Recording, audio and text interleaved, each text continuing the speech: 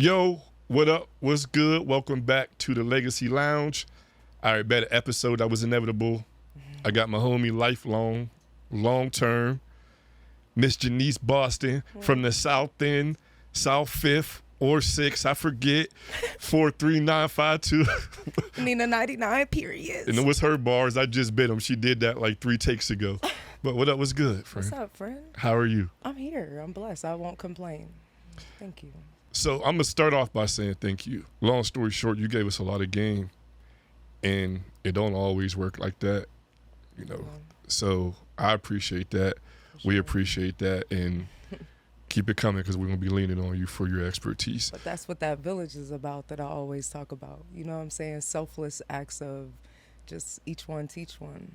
You know, we don't always have to be the crab in a bucket, or we don't always have to hoarder our knowledge. You know what I'm saying? Like, so it's a pleasure. You my friend. I want to see y'all do well. And if I know something and vice versa, shoot, teach me something. You know what I'm saying? So I appreciate it. But I thank you guys for this platform, for our city. We need this for sure. I appreciate it. That's love. And so I know you've done TV shows, countless news interviews, podcast. It's a little different between us because I would probably say nobody you sat across from knew you like I knew you. Facts. Super facts. And your story is well known, the you know, specific sides of your story, but I want to do something different and stray away from that. Now, it's going to come up because that's what makes you you, but you don't have to tell that story. And I appreciate that so much because people forget that I'm not all them things, that I'm just Janese at the end of the day. Sometimes I just want to sit across from my friend and have a conversation that'll maybe go somewhere else, but I don't want it to be like, you know, all the time. People don't know you, and so I'm thankful. I'm happy, so I can just kind of like, hold on, let me see. What you said, I could get comfortable. Hold on, let me put my, all right. I want to be Janese. Like, at the end of the day, I feel like so many, like, as a mom, period, or as an entrepreneur, it's like you have to fit in these little bubbles, and it gets so exhausting sometimes. Sometimes you just want to be like, bro, I want all these titles. I just want to be me. I don't want to have to put on a mask or talk a certain way or, you know, be a certain way. Sometimes I just want to be authentically me. You know what I'm saying? Like when they see you in public, it's probably Chef Janese. It is. And you're like, just Janese, but hey. It's just like, when are you going to cook for me? And it's like, I love what I do professionally, but I just always want people to remember and encourage other people to, like, you don't have to be in the box that people create for you. And you can control the narrative. And like this, controlling the narrative, asking, like, just not having to be pressured to talk about something that you always talk about. You know what I'm saying? Like, so. Yeah, and when you know, you have a large following, heavy social media presence, you know, in reality, not just social media. People don't know you. They know your story. You know, they follow you throughout your journey, but they're really only getting one side of you. Yeah. And that's amongst other reasons, but that's where I really wanted you to hear, so they can see the side, you know, that people that know you know. Like, people always think I'm super serious, and if you really know me, I'm like I thrive for a laugh. You know what I'm saying? So, like, Where do you think that come from? I don't know, like the serious part or the laugh part? No, like, people think you serious all the time. I think it's just the topics and stuff that I tend to talk about. If you think, like, I've been to jail and prison and going into the jail, and, you know, it just has a masculine, a hard connotation to it. You Serious subjects. Mm-hmm. Yeah, okay, I get it. They don't think, like, people think that I'm like that and talk like all day, every day. Like, no. People don't know that you came down here and did the Running Man. Like, as soon as you came in here, they don't know that you can still do the Running Man. Yes, yeah. I just don't. This is a good topic, just because, like, what's on the internet is just not everything. And, like, even to your favorite creator, like, you only getting to see a certain side. You know what I'm saying? Like, And if I could, there would be somebody following me around every day. You know what I'm saying? But videotaping all the sides of me. But who does that? Right. Like, Just, I mean, and after a while, it is what it is. yeah, it gets so exhausting. I know how you're perceived to most, and I know you. Mm-hmm. And it's definitely not what It's you're not. perceived. Like, I don't know. But it's just, we live in a world right now where everything is so like like everybody's assuming. So like, even if I did my best at trying to show everybody everything, they'll never know the people who are really in my life, because I don't even allow people to see all the sides of me. It's probably a good thing. Yeah. I had to learn that though, because before I used to lay it all out there, and now I have a little control. Everybody don't deserve to see every experience, every, side of me. That's just how I feel. What's Janese working on? I always got my hand in so much, and I don't know if a lot of people know, but I work a day job, and then I still have my business. So no, Okay. I didn't know you worked a day job. So I do work a day job doing violence intervention work. It's been a journey, because it's opened my eyes to a lot of things and a lot of barriers, and just a lot of the resources, the needs of the people who are more likely to commit or be a victim of violence. And it just like, dang, like, how can I be more, like, yes, I'm in this space now, but how can I be more impactful? How long you been doing this? Since January. Okay, 6 months. Yeah, I move fast.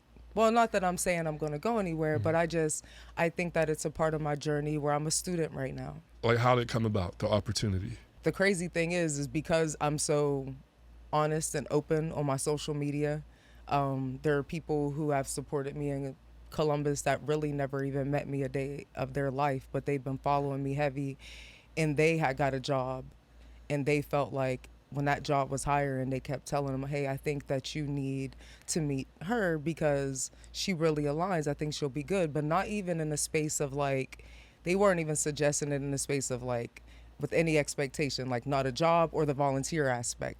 But then when they reach out to me, it was all good. I shadowed for a while, because I don't really do nothing if I don't feel it in my heart.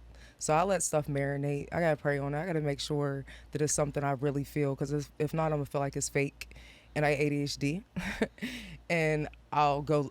It won't entertain me long enough, if that makes sense. Right, So yeah. like, I shadowed for a while. I was like, oh yeah, it's a little not what I'm used to, but I felt like it was space for me there. And then one day I was telling the lady that runs it, I was like, I just can't wait till I get to the point where I can get paid for all the community stuff that I do. And I don't think that they thought that I had the capacity to do it. So when I said it, they were like, oh, so since you said that, would you be interested in this position? And that's kind of how it worked. So are you still entertained? I'm a student, and I'm entertained by learning. Okay. So, and I feel like I'm in a great space to learn a lot of the things to help me in the future, like in my big dream plan, What's the big dream plan there? You just opened the Like, door so, for it. yeah, I know. So in the end, I want to have like a compound for people who've been through stuff. And like, but when I say a compound, I mean like housing, wraparound services, a catering business in there. Like, I want it to be a full, like, structured place you could come and live. You have classes, you have mental health, if you need help with everything, even if we don't do it in home, in-house, and we can outsource it through other trusted agencies. It's something that's just a little different, and a different take than what's already out there. Because I appreciate the ones that's already out there, because Right. they're doing heavy work. But my approach is kind of different, because I had a chance I went to LA, and I visited this awesome place called LA Room and Board. They buy space in Cali. This is no lie. They buy space in Cali, and they turn them into like, I guess you can call it a shelter, but it's not a shelter. It's like housing facilities for homeless college students. That's typically LGBTQ, etc. Mm-hmm. So we catered the the fundraiser grand opening.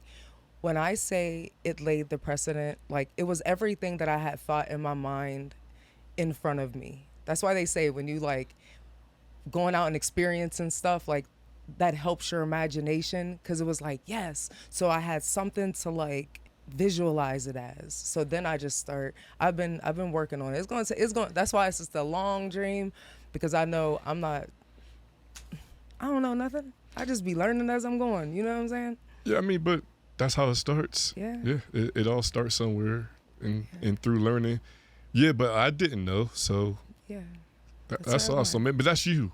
It fits you, and it's something different too. And I want to be fly. I want to be good. I want the people to feel good by living there. Like some shelters and stuff, people don't, especially the young crowd, like they be embarrassed and stuff. Like I want it to be a space, like a community, like a family that they can feel like I'm going home, not I'm going to these people's. Like Yeah. I want them to feel like good. You know what I'm saying? Like I don't know. In LA, was it like black community So out there, it was the or like Latina black, too? brown, Latina, Yeah. predominantly. Mhm. You know what I'm saying? The ones that lived in there, but it was a little bit of everybody. But the areas that they're in, I've been studying them. The guy that runs it is amazing black man. His name is Sam, and like they got more than one, and they're all beautiful. Like I said, it's something that somebody can be proud to go live at. You know what I'm saying? Yeah. Like and be a part of a program, because oftentimes with resources we don't want to, you know what I'm saying? Like go stay at a shelter, like go stay. You know what I mean? But I want it to be like, And that's stuff that people don't even think about because it doesn't impact them, you know what I mean, personally, and I say myself included. Now, if I would have went like you went Right. and got to see it and experience it, then I'm sure it would have changed my perspective. yeah, for So sure. that's dope that you got to see. And just like they were doing it again, we were just earlier before this, we were talking about not always reinventing the wheel. Like they're not doing the same exact thing, but there is a structure behind that works. I want to talk about that. Let's talk about I it. want to talk about everybody go right, I go left, versus if it's working, why are we trying to reinvent the wheel? Just Yeah. drive it. It's a hard, I mean, to be honest, it's extremely hard for somebody to be in a position that they can say, this is the better way or that is the better way. But realistically, as long as you're not copying, I think that's the bigger part, is not taking somebody's idea, but the business structure behind it. You see what I mean? I Like know, yes. we wonder, we go like all the bread in the bread aisle is packaged the same exact way. They have a different logo on it, but they have all the same information on it. They have a tie at the end. They're all the same.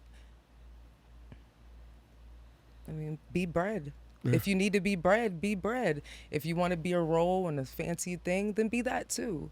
You know what I'm saying? But you don't always have to just be good bread. You don't gotta be Good dope a sell role. itself. Like You know what I'm you saying? don't have to. But you're right. And sometimes you went away.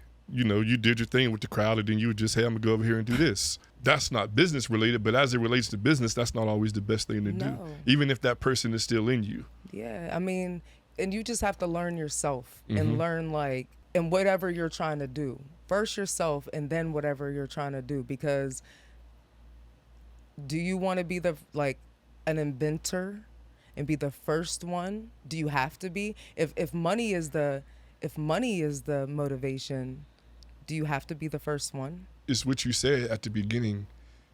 You got to know yourself. Yeah. That's You know what you value. That's it. Yeah. What you value might be, you know what I mean? Like we said, success is subjective. It is. I might, $50,000, no debt, that might be success to somebody. That might be what they vision success. Absolutely. Somebody else might be the house on the hills with the farm and the animals and the chickens. That might be their version of success, Right. but it's super, super subjective. Yeah, it's so crazy because oftentimes people come up to me and be like, "Oh, I'm so proud of you," and I always respond with like, "I'm proud of you too." And some people be looking at me like, "For what?" And it's like, just for being you, you're here. Whatever. I mean, we all got a story to tell. Whatever got you to this interaction today, I'm proud of you, because there's some people that didn't make it there. You know what I'm saying? So like, I don't know. Everybody has space. Like, I don't know. I just feel like everybody. there's a lot of people who don't recognize their own triumph in the space that they're in because they're so, and I've been here and oftentimes still so content on looking of what we aren't and looking at what we haven't gotten, we forget. We might thought like our life was going to end up bad like when you're younger, and then like look around and you're good, your kids is good. Yeah, you might not have the most modern house, but you're good. You don't have no stress. Listen, I don't care how much money you got. If you got stress, I don't want it. I'd rather be broke and no stress. And that's like, stress is like, Yeah, give me peace yes. over everything. Yeah, Give me peace over everything. for real. Oh, it's, give me peace. I be looking for it because I'm ADHD, so my brain be like, and I'll have a habit of saying yes to things that I probably should say no to. So I become overwhelmed. Yeah, with, full-time jobs, full-time dads. And I can imagine. it's a lot. And I'm trying to balance, juggle, which I know you're good at. I mean, No, it's, I'm not. Just don't judge a book by its cover. yeah, that's my struggle. Is balancing. It's Because I don't hard. feel like, I don't want to let him down. He's going crazy. He's busting his ass. I don't want to let Ashley down and not be there for her. She's doing, the wife thing and the mom thing. We got the Yeah. dog thing. And, I my job, I have to be accountable for that because there's none of the other Right. two without that. And yeah, I think it's about boundaries and just like the greatest thing is that you are at the beginning of this like fork in the road. So like you have the power to change the trajectory of it. Like you don't have to become overwhelmed because now you don't have to create bad habits. You know what I'm saying? Like the bad habit is letting it overwhelm you. right. Establishing a good habit at the end is like, no, we're going to separate it this way, and this way because we run this ish. You know what I'm saying? And we're going to do it in a way that I can be the best version of a father, a husband, a friend outside of here, and a podcast leader. You know what I'm saying? Yeah. And I feel like you have the opportunity to just take.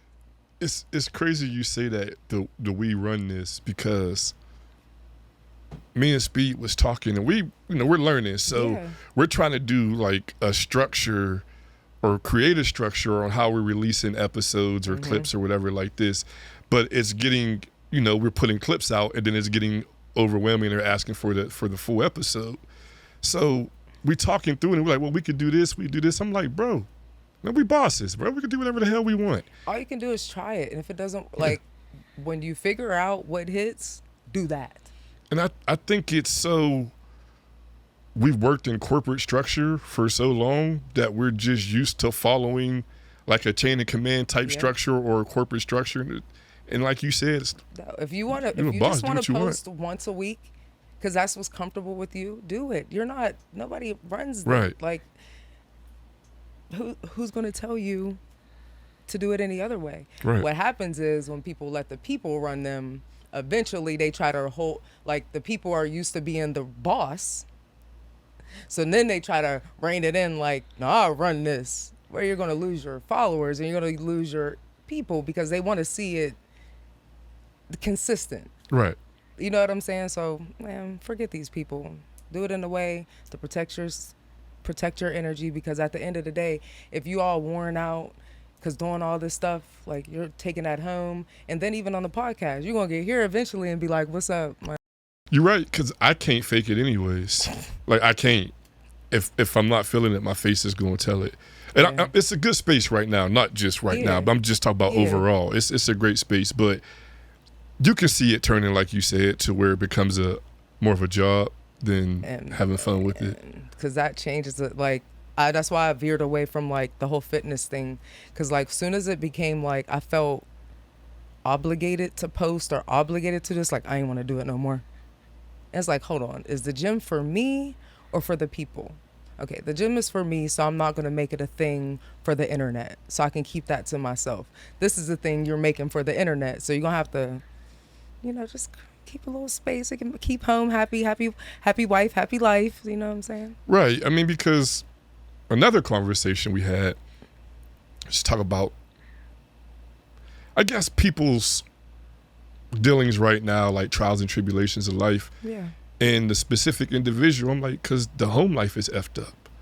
Like, and when I say home life, it doesn't have to be marital status. Yeah. You could be single with a messed up home life, Facts. but if your home life ain't right, you can't be right in nothing in life. Have you ever heard of, like, I know you have, the Maslow's hierarchy of needs? Yes, But that's real deal. it is. It's a real factual thing.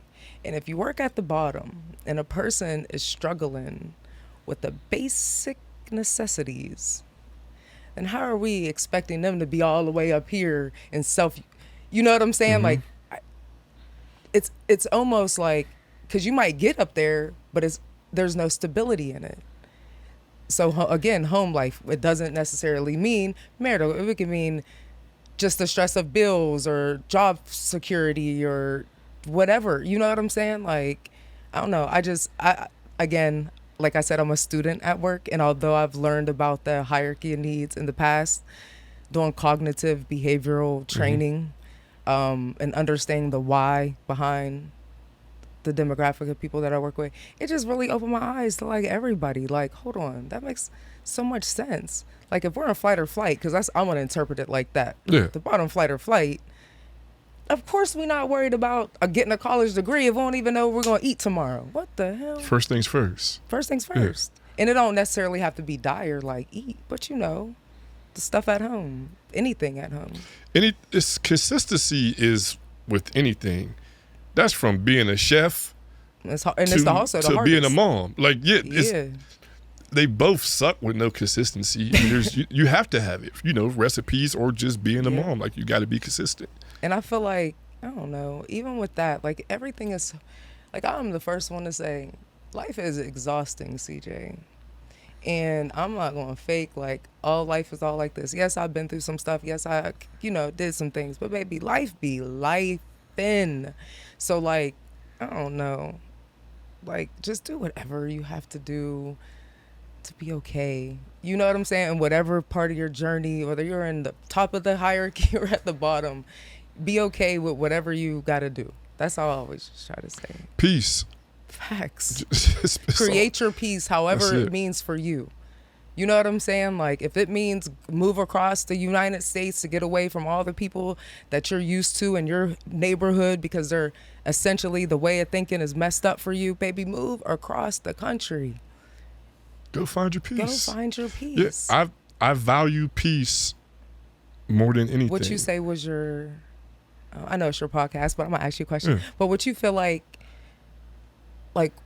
what do you find the most peace in? And not like materialistic things, like not just saying like money, like anything money. Like, what do you find at this age right now? And you're like what is peace to you? I have full peace of mind that my wife is going to take care of everything. Yeah. Around house related, kids related, and that's not. I'm not saying cook, clean, do homework, but just make sure that everything is good. I come home. There's no fighting. Right. There's no bad energy. Right. It can be better. I'm not saying we're perfect. I'm not saying we're perfect. It can always be better, but it's just I don't have any weight on my shoulder to feel like I gotta make things happen, and I wake up. I don't mind going to work. I'm not rolling out of bed like I gotta go to work today. Rolling out of bed like I gotta go to work. I come home. I do this, and Ashley appreciates the journey and what we're trying to do. Yeah. And she's sacrificing as well, and it's no hard time. Yeah. Peace. That's But that's subjective. That's peace. Me, I ain't gonna lie. At this stage of my life, you know what peace for me is? I love being at home with both of my kids in my home. And I know that is so petty, but I do, like, I don't know, that's peaceful for me, because I went through a little part of my life where it wasn't so peaceful because my son had, came back home. Just, I love being able to go home and there's peace there. I must say, because I keep it tight. Like, ain't nobody coming over. I don't keep a bunch of Right. company. I don't, you know what I mean? So I stay at home a lot, probably because it's peaceful. I don't have to worry Yeah. about nothing. And like, I love just being able to be like, hey, Ja, or hey, Paris, or just random conversations. Like, peace is like being able to do all the things that I know that I'm not going to be able to do at one day. And I get, you say it's petty, but it's not. I get what you mean about, there's something about being under the same roof as your kids. There's something about it. It's a security. Yeah, exactly. Yeah, that is the best way to describe it. You know, China stays with her mom now, and I don't see her as much. We talk every single day. Mm-hmm. I don't see her as much. You know, she's developing. She older. Yeah, exactly. She getting older. But the peace I have when they're all there, and it's always been like that. Mm-hmm. The peace I have when it's us five in the same, I don't know, it's just like a calm. And I'm already calm, but it's just like another level of calm that like takes over me. Yeah, I'm a worrywart, and I love everybody in my life, but if you know, I don't play about my kids. And there ain't nothing like a good night's sleep knowing one is in one room and the other one is in the other. Man. And at this point in my life, there's nothing like the peace of knowing like my son is making a huge progression in his life. I'm okay with that. I don't care. Shout out to Ja. What's up, Ja? Shout out to my son. Shout out to both of my kids. They are night and day, but they have their own journeys. They have their own way. I have to be a different mom to both of them. I'm soft mom to Paris. I can't talk raw and raunchy to Paris. She's like, oh my God. You know what I'm saying? Like, oh, Mom, don't say that word. And then there's Jacquez like, yeah, it's like two sides of me, and they both have both sides, one and one. So like, I don't know, it's pretty cool being their mom just because they're interesting kids. Well, I'm sure I don't, I've been around Paris when she's a young lady now. But even if I never met Ja, I know you, I know Elder Jet. So, and baby, that is the best way to explain. Yeah. Baby. He is our child. If I never met Ja, which I have, and I know Ja a little bit, but I know you, and I know Elder Jet, and yes, best of both worlds for sure. Ooh, and some of the, it's a work in progress. I'm so happy that his journey, and I guess just losing my mom, really just changed the trajectory of like how I start really thinking about, I'm gonna die one day. I need to and I don't even know when it is. So like, oh my gosh, I have to find time to fit in all this stuff in a timeline that I don't even know what's the end. When you first thought of that, like this is after your mom passed? Yeah. Like how did that, like the feeling, like how did it make you feel? I was stressed. Like overwhelmingly stressed. Aside from grieving for my mom, I was stressed about just a realization like, I have my own kids and this is going to be their story one day. You know what I'm saying? So it was just like, man, I had so much stuff to do with my mom still. I couldn't wait to shout out my mom on this, or I just always wanted to do these big things with all these people watching. I always want to shout my mom because she loved that, and I don't have that. So it's just like, dang, I need to teach my kids all this stuff before I leave. But hold on, when am I leaving again? That's the thing, is that you don't even know when. So it's like overwhelming, like a rush, and then I'm like, hold on, calm down, just have to pray to God that he give me some days, baby, because so I have the same thought. It's weird, it's random as hell. It is not often, but there's like a 5-10 second rush. And let me go back and clarify. The thought is, damn, I'm gonna die one day. When I say I have the same thought randomly, it's damn, I'm gonna die one day. And I don't know, it gets like a rush, and then I'm calmed down, like, okay, I'm in the moment, I'm good. Yeah, but I'm still gonna die one day, but damn. Like, dang. Yeah. Am I going to think about that I'm going to die, or I'm going to think about that I'm living? Yeah, and I mean, and it's a It's split like- second decision. it's always It's like, a split second. man. All right, living. So you did something different than any other guest we've had, and I knew you was going to do something different. Like I knew you was going. I knew you was going to ask me a question. Like I know it's your podcast, but let me ask you this. I knew you was going to do Yeah, that. because baby, I'll be over here asking you the question. So, CJ, I figured you would do can't that. help it. Yeah, it's just You know, just my first Janese. degree is in communications. I wanted to be like, hello, this is Janese Boston with the weather. So what did you want to do? Did you want to be you didn't want to be a weather Not girl? the weather, but like broadcast journalism. I always Yeah. wanted to talk. Same. I don't even know what about, okay? Same. I just always want to talk. That's Even what in I went to school for. Well, that's why I was getting kicked out of school for Well, before. for It's talking, yeah, and yeah. then even when we couldn't talk, I was writing notes because I had to. Every report card said, "Great student talks too much." Straight A's, well, a couple of B's. Great student talks too much. And my mom got every report card still. That's crazy. Yeah. I mean, well, we're here. Look at us talking. Talking. I mean, I love it. But I want to talk about therapy. And the reason why I want to talk about therapy with you, because I know you have strong thoughts about Black people in general being, I don't want to say too good, but too good to go to therapy. Well, I'm going to say this. They have a trauma response to therapy. What do you mean? So how they respond to therapy is based off of trauma, or a lack of or a little bit of ignorance because they don't know.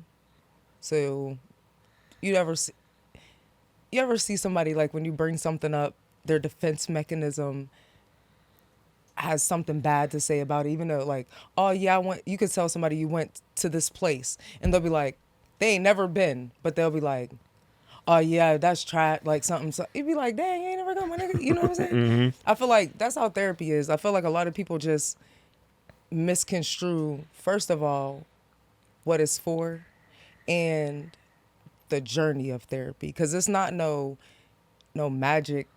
You don't go and just talk against some person and you're going to be this greatest version of you in 3 months. It is not like that. That is not what it is. And it does not always look like you sitting across from somebody and you're just talking. Like therapy looks different for everybody. And not like saying, like some people say, I'll go paint. This is my therapy. No, that is a form of some part that brings you some peace. Right. In your therapeutic journey. However, if you're not properly assessing and unpacking and working, and you see what I'm saying, like, then that's like, you can paint all day, but if you got trauma and stuff, you still need somebody to consistently, you know what I mean, like pour out to you, and maybe even sit across you and say, you're the problem, sweetheart. Sometimes it take a stranger to look at you and be like, I've listened to you for a long time now. Have you ever thought about the part that you play in it? Sometimes, most people probably need that. Yeah. And they're not going to get it from the people that's around them. They're going to get it in a way they're not going to receive it the same, because it's going to be received as haters when it's your friend saying it. Mm-hmm. But when it's professional that you don't know, that's been listening to you over here, that you don't know from a can of paint, eventually says the same things, it resonates different. Did you, prior to you being in therapy, what was your take on it? So to be honest with you, I've needed to be in therapy all my life. Right. I've had trauma since I've been a little girl, and they tried. Okay. You know, when I was younger, and I know so many moms can relate to this, their kid going to therapy and just kind of sitting there, going for the cookie. They used to have like fresh cookies, you know what I'm saying? Yeah. Just go in there, don't say nothing. Literally don't say nothing. Let the time pass and leave. I used to be that person because I didn't value therapy. Right. And I didn't value a healed version of me to take that serious. You know what I'm saying? So like hindsight, years and years and years later, I've read all the books. I've listened to all the podcasts. I did all the things. And I came to a point where like, okay, reached my level of I have to go into somebody else's scope of practice so they can help me navigate. And they don't over there saying, oh, you're bipolar, you're this. I just be talking to my therapist. Can't wait to get on the phone with my therapist and be like, girl, let me tell you. And it works? For me, Yeah. but I want another one. I do. I can't afford it. That's one thing that, so when you have government medical card, only certain therapeutic communities will take you based off of, because you're on a medical card. If you have a job, like a medical through your job or something like that, you're likely to get in to therapists that are deemed not necessarily better, but a bigger variety I got you. of therapists. Because it's a business. Yeah, it's just what it is. The therapist in the group of therapists, it's a black therapist group that I want to go to. Unfortunately, they don't take my insurance. So currently, therapist is white. Currently, my therapist is mixed. Okay. But the crazy thing is typically, I've had a white therapist before, and at first I'm like, girl, I want this white girl. But I love the different, because I'm so hard. I didn't realize I was so hard until therapy, for real. Because I had this white lady sitting on the car. She's all dainty and stuff, you know? And I'm like, dang. And I want to be like... You want to be dainty? I do. I want to be dainty. Yeah. Like, I want to be like... my car clean and, like, don't talk, you know? But then having her... I don't need another me sitting across from me. Right. You know what I'm saying? Like I wanted her. I wanted somebody across from me that had a different perspective, because I know I'm not always right, clearly. So she offered really good perspective. She had a baby, never came back, switched to private, don't take my insurance. Like I said, the journey for therapy looks different. Your first therapist might not be it, the second or third. It just happens like that. You know what I mean? Then you run into somebody like, oh yeah, we click. And I click with this girl that I'm with now. She mixed, but she know what's up, and she lives the experience. She's brown like me, so you might not know she's mixed. It's not like, you know, she lives the experience as a black woman, but she also doesn't live the like she didn't live the lifestyle and the background as me. So our way of thinking is different. So when I'm going to her, I'll be like, am I tripping? I always say that. Like, am I tripping, or are they hating on me? Did she tell you if you're tripping? Oh, I'm tripping most of the time. Yeah. It's to the point now that I don't ask, am I tripping? It's to the point that I say, I know I'm tripping, but because I done learned all the things. Yeah. So now it's like applying it and really just having somebody to just unpack stuff and really just having, like, I don't know, a peace of mind. People say they don't want to talk to a stranger. Yeah. But they'll go and put their business on social media. Absolutely. I don't understand that, because in the day of social media, your darkest secrets is emotionally motivated. So if somebody gets mad enough at you, baby, they're telling. Even your best darndest friends, you never know. I mean, I'm not saying that all of your friends are going to tell, but there's some uncertainty in this. It's against the law for the therapist to tell anybody. You choose. Me, I'm going to run in my mouth to this lady or this man that can't tell. I can just lay it all out there. I'm fucked up. This what it is. I got this trauma. I be feeling like I'm about to die. You can just lay it all out there. They can't tell nobody.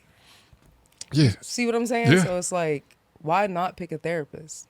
At least if you ain't never done it, if a person's never done it, then why not try it? Everybody I've talked to, I've never heard anybody say one, like, not even a little, like, a bad thing about it. Like, there's no downside to it. It's not. It's just, the hardest part is getting over yourself, thinking that therapy isn't going to be for you. I think that's the hardest part. As soon as you go and you feel good, I was just telling somebody recently, you don't have to go to therapy on some You can literally go to therapy, get what you need out of it, and leave and go about your day. But at least you poured into you for a second.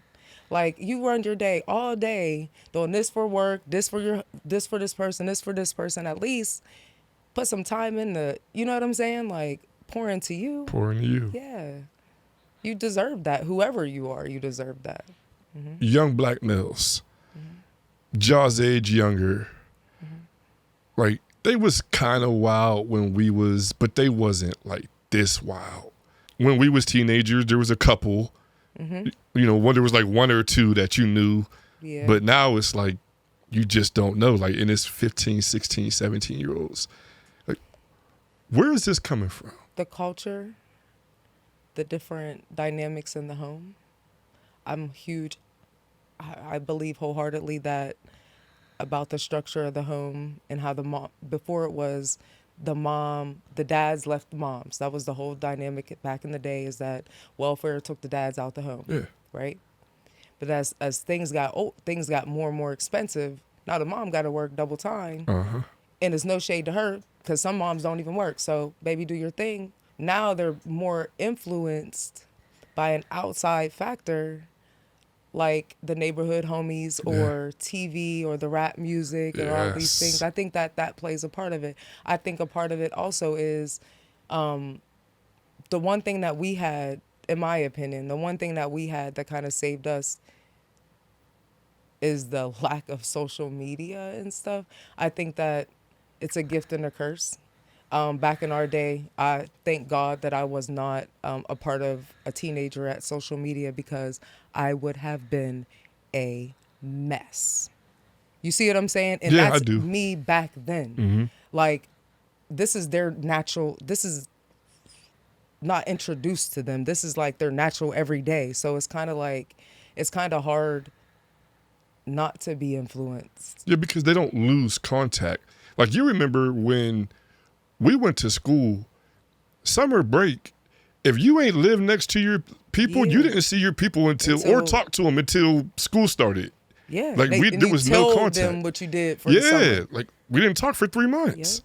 They don't lose contact anymore. It's It's a just constant- there's no break. It's an overstimulation of influence, all different kind that's unregulated, if that makes sense to you. The internet isn't regulated because it's all about whatever you watch or whatever. So if little Timmy is watching Shoot 'Em Up Gang Gang, then that's what's going to keep coming up on his algorithm. So if he's on it all day, then that's when it's on his algorithm all day.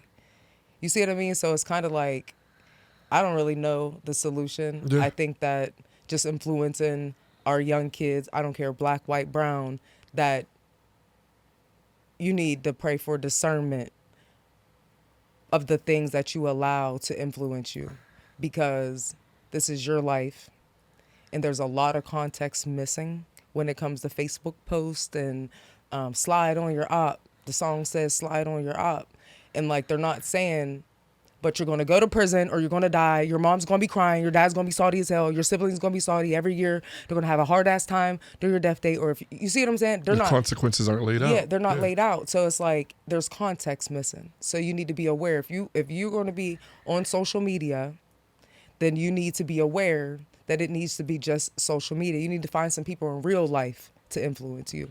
And unfortunately, as a child, you shouldn't have to go find nobody, because your parents should be helping with that part. But if I don't care about that. If they ain't around, you find them. You better go somewhere. You got access to everybody. Yeah. Slide in a DM. I tell everybody all the time, they're like, how you do this? How you get this? Baby, I'm sliding in DMs. I will ask anybody anything. I don't care. Ain't no shame in my game. If I want to be around somebody that's better or more polished or got something going on, baby, I'm asking. The worst they could tell me is no. I came up from nothing. What's a no going to do? And that's is foolish pride. Yeah. What J. But Cole as a said, kid, pride is the devil. Yeah. You don't know no better. They know everything. You know what I'm saying? So it's like us, the people that have a trajectory, that have an influence and have an impact, like, we need to push that narrative. Like, if you want to change your life and you want better for yourself than your immediate surroundings, and you feel like they're not pouring into you, I don't care how old you are, you have the control to find your tribe. If you need to go be on the chess team, these people go to college. Where you want to go to college, you better go and be over there on that chess team. Find your tribe. Go to Sycamore Center. I don't know. Go find people that's aligned. And even if you're not in the city with them, I think I talked about this at the Sycamore Center when you came with your nephews. And I was saying, it don't matter where you live at. You have social media. You can have whole mentors. You don't even got to see them. People will believe in you, never met you a day in your life. And it goes back to knowing yourself, even as a teenager, because you got to get out of that following phase. Yeah. Or not phase, just that following stage, I should say, not a phase. It's the value, though. It's about what, like, you got to start to value a better version of yourself that you haven't met yet. You see what I'm saying? Like, you, not even as a teen, just period. Like, there's a version of you that you haven't met yet. If you don't value that version, the work that takes to get there is not gonna be like, you're not gonna be willing to sacrifice the comfortable space. You know what I'm saying? So Yeah. like, when you value, like, there's a better version of me there, and I know these are the things that are in my way. You miss 100 shots you don't take. And that's so important, specifically Steubenville, Yeah. because what you said, Dad's gone. I mean, it's, that was the idea years ago, Yeah. decades ago, and it's still going on. Dad's gone. Everything's high now, from food to gas, everything. Mom got to work. 2 jobs. Listen here. Yes. Mom working at least 2 jobs. That's what's going on. So now, kid is trying to find his tribe. But you got 20 other kids, dad gone, mom working 2 jobs. Same, I mean, they all got that same void. They get together, and then it's spontaneous combustion because now it's the blind leading the It's blind. in an unorganized way. Yeah. You know what I mean? If there were,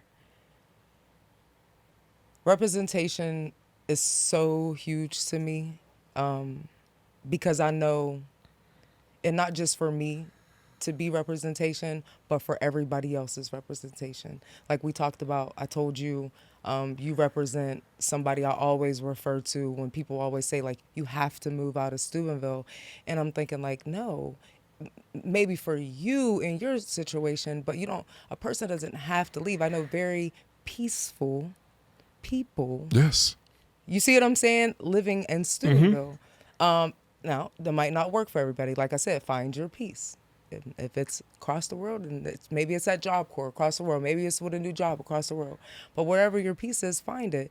But like, there's another girl. There's a girl named Queen. Elder? Tarisha's daughter. Yes. Yeah. Fire. And you know why I love it?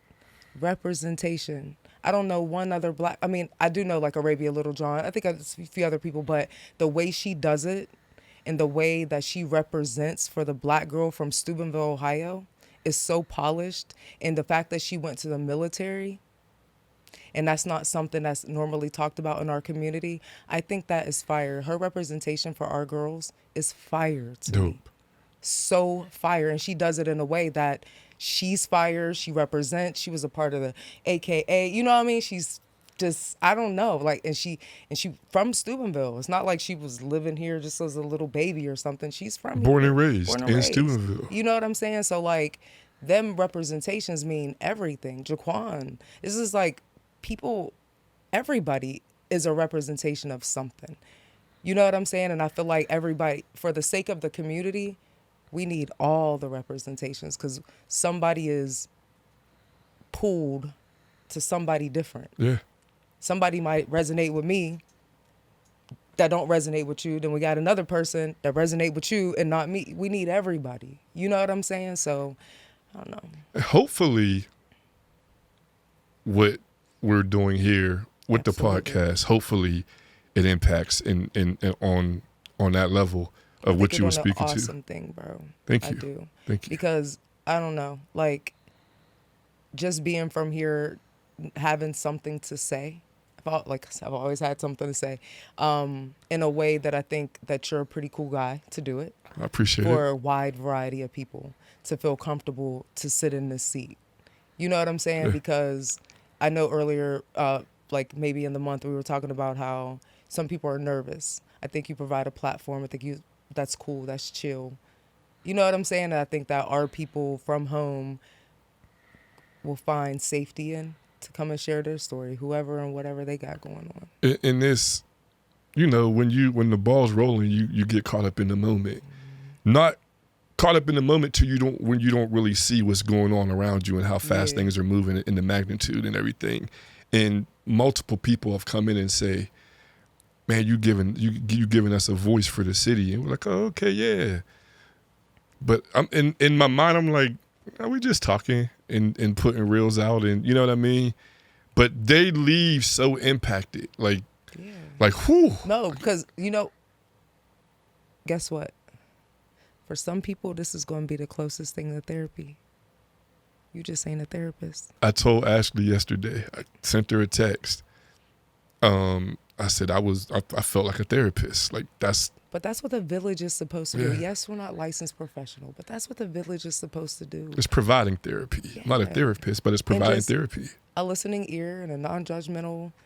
You know what I'm saying? Like, it's great. I love it. I do. I look forward to watching. I look forward to having this conversation because me and you my dog. But I really look forward to hearing everybody else's podcast just because I, for the most part, know everybody. Yeah. You know what I'm saying? So people hear me already. You know what I'm saying? Like, I want to hear people. Like, I want to hear what these people, like, there's Sean. I don't think I've ever had an interaction with Sean in my life. But, like, he's a freaking character. Yeah. And, like, it helps our city get to know our city better. It does. Because even if you're friends with somebody on social media, like, again, you don't get to see. You know what I'm saying? You don't get this side. Yeah. And I tell them when people come in, I didn't have to tell you, but I tell people, talk. Yeah. You know what I mean? They can hear me talk. Whenever I want to say something, I can get in front of this mic and say something. Right. Now, I want to hear you. I want to hear them talk. And I get lost. You know, there was a joke, like I look over after a while when my back start hurting and my sciatic nerve, and I'd be like, where are we at? And, you know, they bust out laughing. But I get lost in conversation because I'm learning so much from the people that sit across from me. I mean, that has to be amazing to be able to navigate a space to where, like, it's an equal, like, no matter who's in the seat, that there's kickback. And I say kickback, like, you're not only giving them a platform to get their voice out, but you get kickback because you're giving them the platform. It's a blessing and all the things, but you're able to learn from somebody that's not necessarily always in your immediate friend group. Well, they never talk to them, probably. You see what I'm saying? In this capacity, yeah, for sure. And that's pretty dope just because, like, you're able to ask questions in a way because you know of them, even though, like, you live in the same city and you know of them, you know some things, but to be able to, like, I don't know. I love this. I appreciate it. I do. I really do. And you taking compliments? You taking compliments now? Yeah, no, it's awkward. No, it was doing great. It's awkward. Well, that was easy. It's a skill to be able to receive a compliment. It is. So I'll see people out. For example, I seen Mark, father-in-law. And, you know, Mark is passionate and especially about family and, you know, everything he does. And he's seen me and he's like, Legacy Lounge. You know it.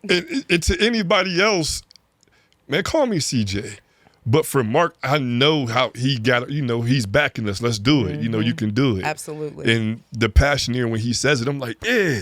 Yeah. But if I see somebody, a random pool, not a random, but somebody I went to school with, pulled up to me on Sunset and they were like, Legacy Lounge. I'm like, hey, thanks. Like, turn green, like turn green. Yeah. You know what I do? Funniest thing.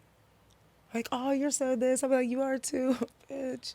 That does not be all the case all the time. That don't always be pretty bad. You're right. You know what I'm saying? They don't even be doing nothing for the community. They be like, I love the stuff you do for the community. I be like, I love that you do too. That's your thing, though. That's how you. That's like the deflected off of me. Now I just be like, I thank you. I appreciate it. Or I just kind of like awkwardly like, thank you, and try to. Yeah, so my go-to right now is, I appreciate it. With the appreciated hands. Yeah, 2 taps. I appreciate it. So when y'all see me out, hey, Legacy Lounge. I appreciate y'all. Yeah. But and yeah, deep inside, I want to turn the channel. Like, commercial. Yes, for sure. I feel you. And now with this platform, I think that just like the voices are getting out, the one most consistent thing about this podcast is you. Yeah. So that's the thing that people are going to see the most. So I feel like you are definitely going to be Legacy lounging a lot. I got to work with it. There's no way around it. I can't avoid it. Only way to avoid it is to stop doing it, which is not going to happen. And I think it's cool. After a while, I think eventually it's like, because you're weird, because you feel like you just started. But after a while, you feel like a boss, and you feel like, yeah, Legacy Lounge. You feel me? Like, yeah, I got a little bit of that in me. A little bit of, okay. Yeah, almost. Yeah. But I'm still, yeah, thank you. But because I used to be like that. They'd be like, oh, shit, like, or just with like feeling inadequate. Like, people will big up to yourself. You don't feel like you're doing yes things to the capacity that other people feel like. You feel like, I mean, I'm doing something, but like, I'm not. You just nailed it. That's exactly how I feel. But again, it goes back to the part of the conversation that says, like, we talk about like the here and the here. Like, we get caught up in here that we get caught up in here that we forget about the here. Yeah. You know what I'm saying? Like, bro, it's like your Legacy freaking lounge. And it goes back, you're doing so much for Steubenville, and yeah. I'm like, am I? Like, I could be doing more. There's so much more I want to do. I mean, but sometimes more isn't better. Yeah, less is more. And sometimes more is more. Mm-hmm. Just depends. You know what I'm saying? But I feel like taking on a responsibility of one person that has a lot of like passion within different things, more all the time isn't better, because again, that comes back to being overwhelmed. Yeah. There's space for everybody to do their part in the community, and we work as an ecosystem. That means that you do your part, you do your part, you do your part, you do your part, and all them arrows just connect, and we all do it together in our own ways. And it will work so perfect in that way. I mean, but that's ultimately the impact I feel like that you can have or do have. Like, you're taking this space, nobody else is doing it, you're taking this space. Somebody else might do something for the young kids. That might not be your thing. This might be your thing. Yeah. Everybody has their, you know what I mean? Like, I like to play dance. I don't hold dance things, but that's Latina's thing. You know what I'm saying? She gives back in that space. I do a cooking class because that's my thing. But if we're all doing something, even if it's something small, then we're adding to the freaking pot of community. You know what I'm saying? Straight so up. like, more, I think you're doing great. I appreciate it. I do. I want to reminisce. When we was kids, when we was teenagers, we had the Miss Terry dances at the Elks. So we just gonna call it was a teen dance. We call it Miss Terry dance, but it was a teen dance. Anybody that's in our age group, there was some older ones that shouldn't even have been there, but absolutely, some younger ones that shouldn't even have been there. Facts. But that time, the time, you remember like the dance contest, and they sitting on top of the bar, you couldn't even move in there, nobody fighting, nobody nothing. That was, bro. I talk to my son about this all the time. He be salty because he want to be outside. The life that they live now is not like the reminiscent that we talk about. Right. Like, we're outside, walking out, people outside by the Elks, people you walk. We took walks. Yes, all day.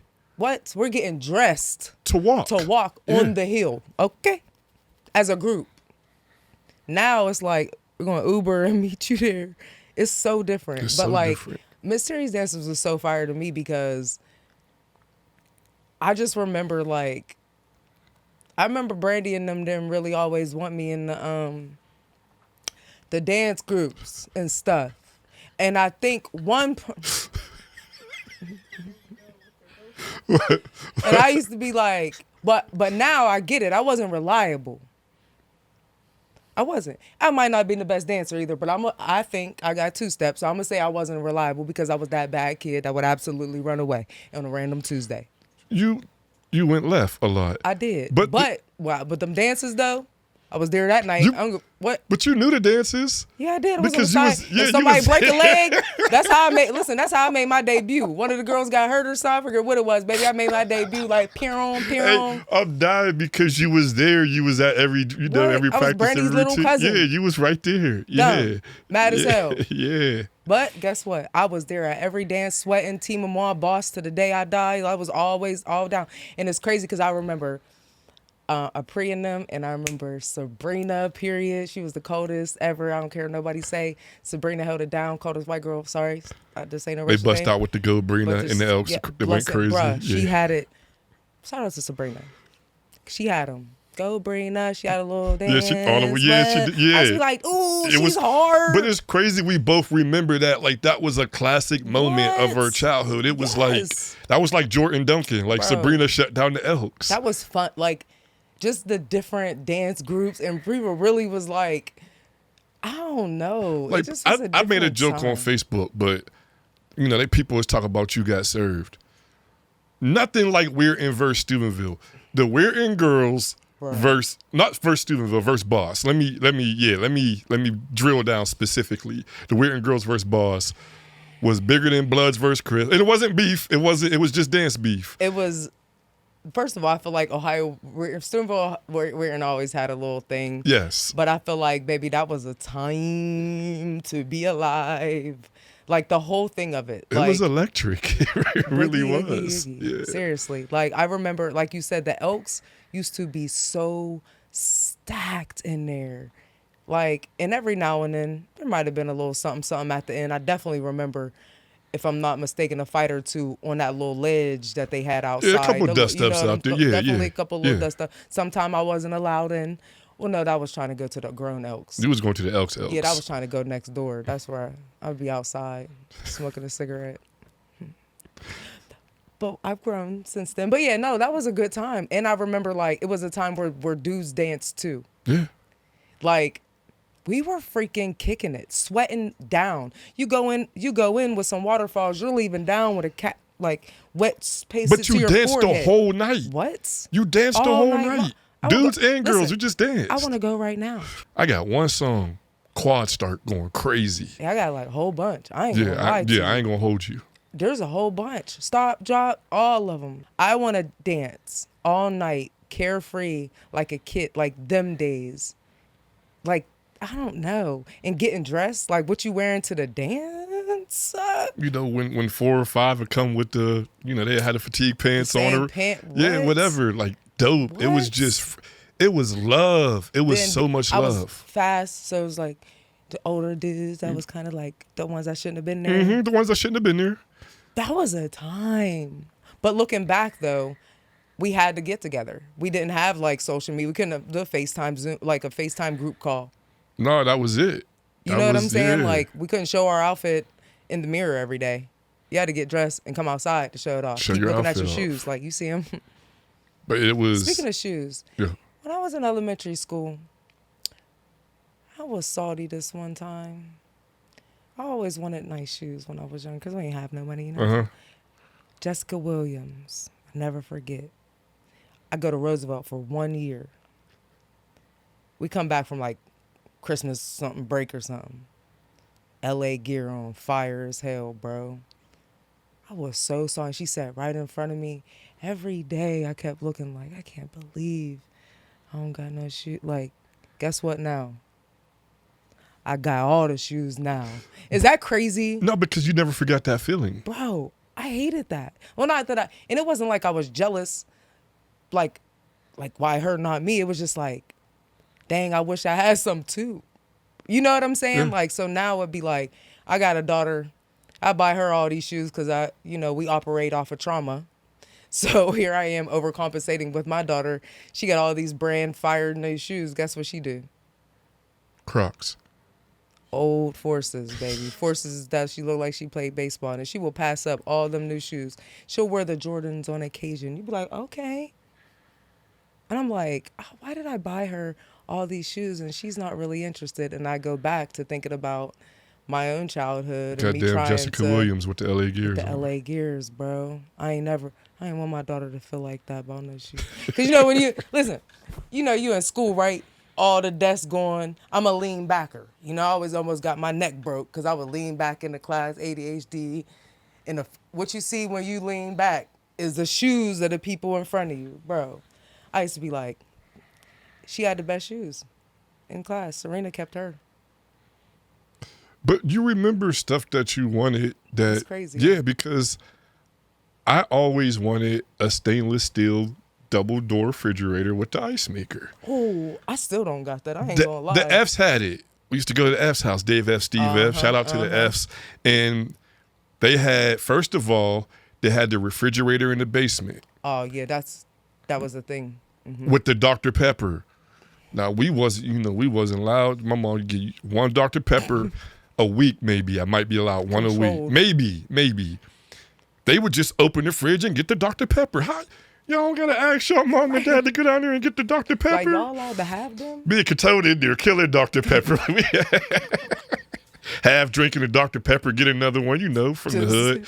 But I got a little off topic, but when you grew up, yeah, they had the now I'm drinking Dr. Pepper, but no, they had the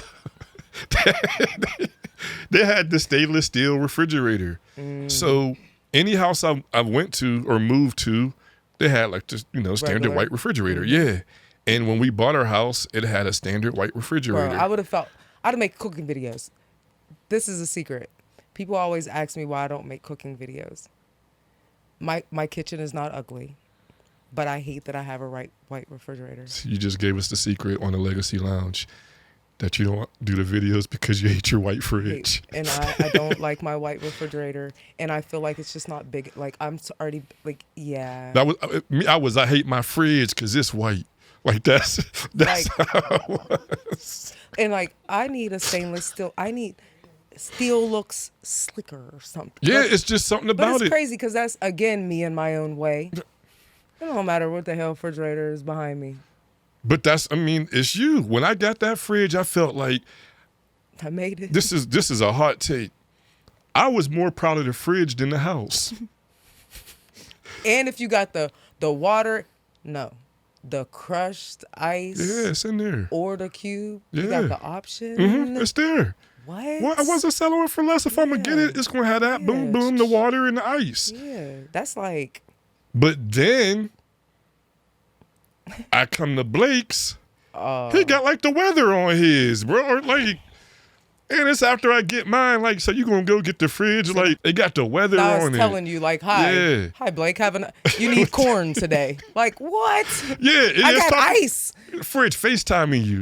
Yeah. Ice is ready. I wish I could FaceTime my fridge because I'd be like, is there butter in there or not? Because I'm tired of buying the same stuff I get home and I already had it. You're going to go get a better fridge than me after I waited my whole life. He don't even care about the fridge. It wasn't important to him. He didn't even care. You're going to go get the joint with the weather on it. That's how you know we're getting old, because I think the things that we cared about back then and the things like I really would like a new refrigerator. Like some shoes. I want the shoes too, but I asked Ashley what she wanted for Mother's Day. Ashley's hard to buy for. Not because she has expensive taste or anything. She just doesn't want anything.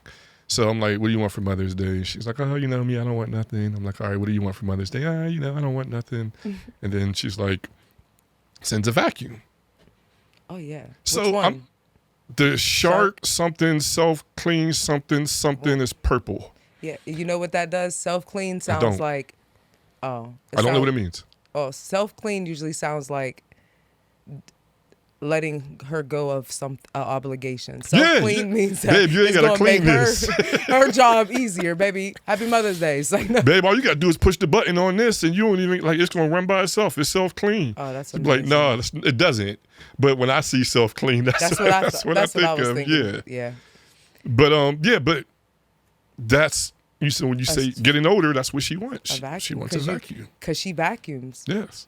And it means something to her. And she wants the vacuum job to be easier, because if you have a good Shark, you only got to go one time over the stuff, versus if you got a funny dunny, you got to be like, and get the hose and... Yeah, see, I didn't. I would have bought a funny dunny. I didn't know, you know what I mean? But if she knows what it is, that's what she wanted, so we got it. But if I put them side by side, it's the same button. Let's do the same thing. You boom, that kick back, and it gets the stuff up. One is purple. Well, is that her favorite color? She wouldn't send me to the store to get one just because it's purple, though, so I know there's a difference. So it just happens to be purple. Yeah, that is her favorite color. But yeah, so there's a difference. But we just went down a whole rabbit hole about vacuums. Yeah. Because that's how, after a while, what are you going to talk? We're old. Because I can't wait to get a house with a garden and get goats and stuff. Like, I want to be a certified old lady. Hold up. You want goats? Well, not goats. Something I can eat, though. Cows? Cows, chickens. Pigs? I know you're eating bacon again. Yeah, but I ain't about to process the bacon. You know what I'm saying? That's the only thing. Like, I'm going to smoke it and da-da-da-da. But a chicken, you could just put it in a tumbler, cut him up, But you want the fry big him house. down. Let's get No, I back want to the big yard. The big yard, okay. I prefer not a huge house because when you have a bigger house, you have more room to mess up. So there's more mess you got to clean up. And I don't really like to clean. So You want to do like yard work, yeah, like 'cause, Granny. oh yeah, times 50. Yeah. Like put me out there in the moo all of the day, all of the day. You know what I'm saying? I could leave the city stuff. If I was financially secure, I would absolutely not live. No neighbors. Oh yeah, not no neighbors. Preferably, but it has to have a gas station nearby because sometimes I need my black and mild. So you talked about being like rough versus being dincy. Is that the term you used? Dainty. Dainty. You still smoke black and miles. You rough still. Like you still. Yeah. Yeah. Yeah, for sure. I didn't know you still smoke blacks. Yeah, I'll hit that. But I smoke it like this though, so that make a difference. It don't. Or it's like this. This. You freak 'em? No, that's how dainty I am. Cause I bougie. Period. Wood tip wine. I don't even do the regular. You smoking the wood tip wines? Wood tip wine, and I smoke it. I don't hit it like this, cause that's rough. You gotta hit it like, back in the day, the ladies used to smoke the cigarettes. If you look back in the 50s and the 30s, No way. they smoked a lot. So I do it like this. So it's kind of like dainty, a little bit. Yeah. It's like hood dainty. Hood dainty with the cherry blend? Or is it cherry blend? Cherry wine? Wine. No cherry. Oh. Wine. Just have a little extra little zing, I'm going to kick that habit, though. I struggle with nicotine. I feel like that's a generational thing. I've watched everybody in my family smoked, and I'm warrior, ADHD, all the things. So I depend on nicotine. It's become, so I work on the computer a lot. So it's super habit. Okay. So I'm like mad scientist on the computer coming up with this stuff, smoking, you know what I mean? And then on the highway. This is a serious question. Okay, all right, serious. To your knowledge, how old is Ja? 20. Do kids 25 and under smoke cigarettes? When the last time you see the teenager It's so with crazy. a cigarette? My daughter said, I said, don't be smoking no cigarettes or nothing. When she goes somewhere, I'm always saying some crazy stuff. She was like, Mom, that is so like dirty. She kind of thinks cigarette. Now, vape, I don't know. I know she don't smoke vape, but I don't know how she feels. The crazy thing is they'll probably feel like cigarettes are dirty and vape is better. But cigarettes is definitely, it's environmental too. Because I feel like in certain circumstances, certain homes. Do kids smoke cigarettes though? They just vape, right? I think, no, I have not seen. Is there anybody under? All right. 30 seconds. Yo, run this as a clip. Right. Comment for the young crowd. Let's go 25 and under. Yep, 25 and younger. Does anybody 25 and under have a cigarette habit? Tag them. I don't think it exists. I can't either. think. Yeah, they vape. They vape or smoke a black and mild. Like I've heard, but they're definitely not smoking a wood tip wine. They're definitely smoking a plastic tip, freaking it, all the things. But I feel like that's a gutter thing. The vape is pretty much universal. For sure. Because you'll see them like this. Not the vapes are They everything. covered it up. They done, Like you take your selfies with your vapes, but not you. I'm saying yeah. people. But I don't think they smoke cigarettes. I don't think so neither. So most would assume you did time in prison, that you got prison tats. Right. Totally not the case. No, I didn't get not one tattoo when I was in jail. Not saying that I wouldn't have, because I would probably have more than I have now if I did, but I didn't. Unfortunately, I just started getting tattoos when tattoos were still a taboo, because again, that whole everybody goes left, I want to go right. It was like a thing where I could kind of I used to cut my hair off, dye it a whole bunch of different colors, get tattoos, kind of made me kind of stand out, you know what I mean? And then I committed after you start getting tattoos that you can see regardless. It's like you almost commit to it. And if you don't love it, you'll end up being super insecure about it. The craziest thing is I'm not an advocate for tattoos. I wouldn't tell somebody young with no tattoos oh yeah, that doesn't hurt, go get it. No, that's not. I I would say, I would tell my kid or your kid or whoever, like, um, if you want to get a tattoo, it's not bad that you want to get a tattoo, but you're committing yourself to another possible stereotype that you're not aware of. Yes, we live in a time where it's a little bit more accepted, but doesn't mean that stereotypes don't exist. I can speak in all the rooms, I can do all the things, but the reality of it is, until they hear me speak, they see my tattoos first, and they make start making assumptions. Even if they didn't know I went to jail, maybe just assumed that I did because I had all these tattoos. To your knowledge, have you ever feel like a maybe a door possibly shut on you because of your tattoos, or not even a door shut, that maybe there was whispers about your tattoos, or have you ever heard anything like that with a negative connotation to you? Honestly, like I know most times when people talk about you, It's behind your back. they don't say it around Right. you. So I've personally never heard anything, but I'm super confident in me. So it's like, even if you are talking shit, like, this is my body, this is my tattoos, and I love it here. And if you don't like it, I know that God doesn't put barriers on spaces that I'm supposed to be in, because my tattoos ain't gonna close no doors that God has intended for me. So it's like, I don't really be stressing if that happened on the back end and somebody didn't maybe like invite me or want me to do something because of my tattoos. I truly believe then it just wasn't for me. Like, I want to be in spaces where I can just be myself. I'm not Right. covering up shit. I'm just not. I got this big tattoo on my neck. I put one on my throat. I committed to it. You know what I'm saying? So it's like, but I wouldn't tell, just because I have the strength and the confidence and this badass attitude about it, doesn't mean that sometimes I don't think like, dang, maybe I shouldn't have. I already have a masculine personality. I Right. have all these tattoos. I'm like, oh, you know what I'm saying? But then I look like, I probably wouldn't be me with that. Like, that's so boring. I like to do stuff like artistic. Like, I like to be able to change my hair and put tattoos, but the thing about tattoos is you can't take them off. The greatest thing about these days is they have all these temporary things that you can go get for a couple weeks and then you don't have it no more. I ain't even hip. Yeah, like they have like great faux tattoos that you can just do that, and that's what I would do. It ain't like Because the you don't know where your life is going to lead you. Like, I didn't know. You know what I'm saying? Like, but I looked at it like, shit, I'm here now. they're not the henna tattoos, are they? Is that what they call it? Henna? No, henna's cool too, but they have like another, Okay. like a ink, like a semi-permanent ink, but it's not used with like a needle into your skin. Yeah, type my thing. girl's got that on vacation. Yeah. The henna. China just got a tattoo. Did she? She did. Is it? You can see it. Yeah, it's like, yeah. I mean, you know now, yeah, because she got a tattoo there, so all the shirts is chopped now. Oh, so, I was like that too. No, yeah, you can see it. I mean, at least I'm gonna say you can see it because she's in a space that she wears a crop top. Mm-hmm. But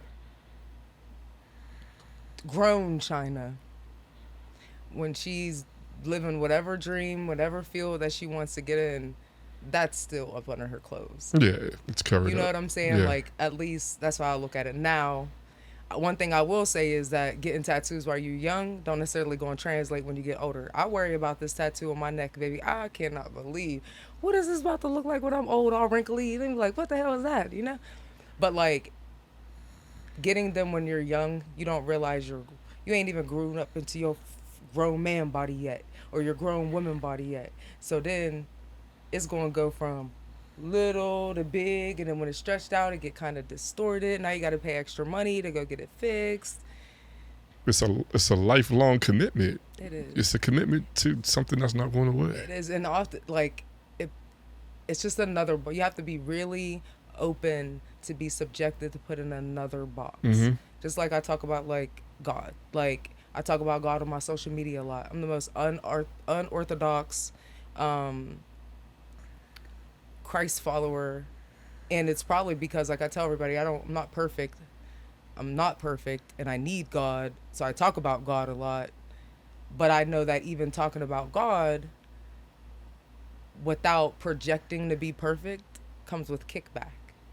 It comes with another box that people will put you in. I want you to go further into that. What you mean Yes. by that? So like oftentimes you'll hear people say, um, "Oh, the church people like they be doing dirt themselves." Well, the realization of it is that no, that yeah, we do be doing dirt. You know why? Because we're a walk in progress too. Okay, you know what I'm saying? We just lean on the Lord, and praying for a better day, repenting and all the things, but we ain't, you know. And I don't go to church all like that no more. And it's not intentional. It's just that my home church is here. You know what I'm saying? And I liked my little community of church, little quiet church here. So I haven't really found that home anywhere else. But like, I just don't think like it should look a certain way. You know what I'm saying? Or yeah, I cuss. And yes, I'm going to say sometimes in the same sentence, I'm going to say my love for God in a cuss word. Is it the most perfect way to live? No, but I'm honest and I'm true and I know God knows my heart. People who openly talk about God are held to a different standard. Absolutely. Strange. But it's the facts. It really is. And it's hard. Like it's so messed up because if everybody was perfect at church, why would people be at church? You see what I'm saying? You go to like people are most times in their journey of God because they realize that they need like operating off of their own capacity isn't enough. They need God in their journey. That doesn't mean that they're at the end of their journey. They're in the journey. So we're human. We're regular. You know what I'm saying? And I see a lot of people, um, church talkers that's like super in churches and stuff get on social media and be like, or not even church talkers, just people just maybe go to church on Sunday because their grandma used to take them there or something. I don't know, but they always got something to say like, if you do this, you're not. Because like I think I put like Holy Sinner up. My friend has a thing about Holy Sinner. It's funny. It's like you can't be holy and a sinner and da da da. I said, listen, just like King James had a version, baby, I got one too. You know what I'm saying? Because I look at it like, absolutely you can. My heart might thrive or have the like the need or the want to be holy. Like I got a good heart, but I'm still fucked up a little bit. I got my things, like, and that's okay, bro. Like I can be like a holy sinner. Like that doesn't like I'm a sinner. You're a sinner too. You just ain't calling yourself a holy sinner because you're don't even want to be real. The fact that you be sinning. Yes, I'm in my pursuit of God, but I'm also the devil be winning sometime too. And like I'm so try to be so authentic. Not even try. I just am such an authentic person that I don't like. I hate that. I don't know. It's like people try to make it seem like just because you talk about God or just because you have a spiritual whatever journey that you're on that you can't got shit going on in your life. You know what I'm saying? Like, even with the way you dress, all right, your butt shouldn't be hanging out. But golly, I don't know, there's some tight pants. I'm young, 2024. God know I'm doing his work. I'll do his work in them pants. You hear me? If I need to. If it's going to impact the people that I need to impact, then guess what? That's how I'm going to do it. You know what I'm saying? So again, it's about following what you know God got for you and not really getting so tied up on what other people got to say because they'll have you out here with your head between your legs every time. And I talked to Elder Jet. My baby daddy. Yes. I told him the same thing. I don't do the big bro thing. Like, Yeah, I don't. for sure. Yeah, I don't know. For It's the complex. I don't want nobody feeling like I'm like little bro in me. Don't little nigga me. Yeah, like don't. Yeah, but he's the only one, like other than Mm-hmm. my cousin King King, who's like really my big bro, Yeah. that I really consider big bro. But through his transformation and through to his journey as elder, people know Justice, Mm-hmm. they know Sweater, Sweat. yeah, they know Michael Jet prior to Elder, and he was talking about how a lot of people weren't receptive to him being in the church, and then him being an elder in the church. People are really receptive to you staying on the journey that they have created for you in their head, the narrative that they created.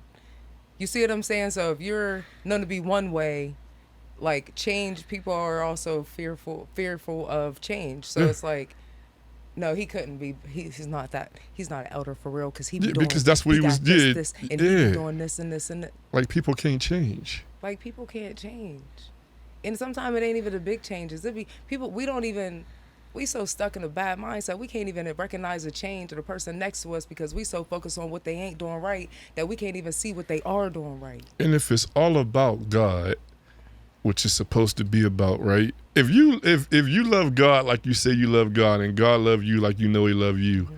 y'all know y'all wrong for judging Oh, people yeah, in for that sure. capacity and holding people's past against them and not welcoming. You know what I mean? Yeah. And I think that's a whole nother conversation. I love people who are renegades in spaces. I'm a fan of all the underdogs, all the people who represent whatever they represent in a space that's not traditional to the society because we got to get people out of the space of judging and stereotyping and holding their expectations on other people. And you know what I'm saying? Like if you want to be the radical, whatever, be it. Because these people need to know that everybody ain't the same. We all might love God, but we're not operating the same capacity. We're all on a journey, bro. For sure. You know what I'm saying? Like, people be forgetting that and holding themselves. I don't know. It's just weird how other people go. Yeah. You know what I mean? That's why it's so important for us. Like, we acknowledge the people, but you got to be so freaking confident within. You know what I'm saying? That everybody else got to say, man, that shit is opinion. And the confidence is not easy. It's No. sometimes it develops over time, but once you get in that headspace when you know what you are and you ain't living to please nobody else, peace. We go back to Bro. peace, right? When you're self-motivated and self-driven and confident for yourself, you're not dependent on the energy of other people to keep it consistent. It don't So if matter. you're having a bad day, it's because of you. Mm-hmm. You see what I'm saying? Like, people go on my social media all the time. I have to scan, like, I have a moderator on the things because they say I sound like a man and I'm rough and all this stuff. I don't give a fuck. My message ain't for you. If you're dainty, I ain't there yet, okay? You know what I'm saying? This is for the person that need to hear it coming from, like, an auntie, like, I don't know. People want to... Some people are on social media just to troll. Actually, a lot of people are, which is crazy. It helps my engagement, so I'm not mad. Probably don't even realize They it, don't. but, keep on. But I feel like, I don't know, I just feel like in our community that there is definitely everybody is super aware of everybody around them and have no self-awareness. Yeah. Even if they say, I take accountability, sometimes that gives off narcissistic vibes sometimes because they'll say like Diddy, like they'll say like, I did it, but then go into like, you see what I'm saying, and not necessarily owning up. I don't know, like self-assessment. They can do an assessment on somebody else faster than they can assess themselves. Well, you said it is holding yourself accountable, which is a skill. It's hard. Just like taking compliments. And you'll be salty too. Yeah. Like, ain't nothing like the bitterness to yourself. Like you feeling like you f***ed up, or you feeling like you start assessing yourself and you be starting feeling bad because you be like, I really, like, it wasn't everybody else. I was really f***ed up. Like, I really did that. That's a hard pill to swallow. And if you can swallow that pill, then you on the road to whatever, because it's extremely hard to swallow. If you can swallow that pill and do the work so it doesn't become a habitual energy in your life, then that's, you see what I'm saying? Because some people can say, I owned up to it, or I'm a this, but then still do it. No change. Yeah. No change after the apology. Yeah. Or the acknowledgement that you did something wrong. Yeah, that's cool, but you need to make sure that you don't hold that same energy again, because if you keep doing it, then that's who you really are. It's a choice. I yeah. can't go by what you right, say. Exactly. I have to go by what you do. I'm going to give you compliments now. Oh, what the fuck? I'm going to hand out flowers. And the reason being, it's not going to be nothing I never said to you before, but I want to say it in its totality, because we talked about your story. You've told your story you've been telling your story for a decade. Over the U.S. Like, your story has been broadcasted across the whole country, which is crazy in its own right. So crazy. I know the story because I was there, and I'm not saying physically there when the bad stuff happened, but I was there, through everything. Mom's situation, dad's situation, back and forth. You was the only person I know that was running away and going to Columbus. Like, swear to God, and these is facts. Like, you 14, 15, how is you running away going to Columbus? Everything you went through even after coming home and doing what you had to do, but to where you are now and to where I see you going, and I just want to give you flowers because you could have been stopped, had every reason to stop. You probably thought about stopping for real, All the time. Yeah, and to where you're at it's an inspiration. It's an inspiration to anybody, but to somebody that knows you, I'm Rags to Riches is my favorite story. It's the best book ever written. I read it every single time. But when you got a root and interest for it, it's like we win, you win, we win, and I'm proud of you. Thank you. I appreciate. And I appreciate I you. always say, I'll forever say that the capacity that I operate in on a daily basis is absolutely not of my own. Like, I cannot be more humble when I say that. Like, I'm still fried. I still got the thoughts. I still, you know what I'm saying? But like God just be hitting hard. Like, he be working double time. You know what I'm saying? And like, if I didn't have that, and if I didn't have some of the people that I got in my life, whether I talk to them every day or not, like some of the influences that I've had, like I said, representation matters. You see what I'm saying? Like, I can think back to when I was younger. I know plenty of single moms that I kind of looked up to. You know what I'm saying? My Aunt Tanya being one, Joy being another one. I thought Joy was like, I didn't know her real business. I was young, but to me, from the outside looking in, she was mom. She had her kids. She did handle her business. She was representation for me. My grandmother, she was the only person in my mom was married, but it was an unhealthy marriage. But my grandma, I oftentimes refer when I think about like things she did with her husband, because I wasn't taught to be a wife.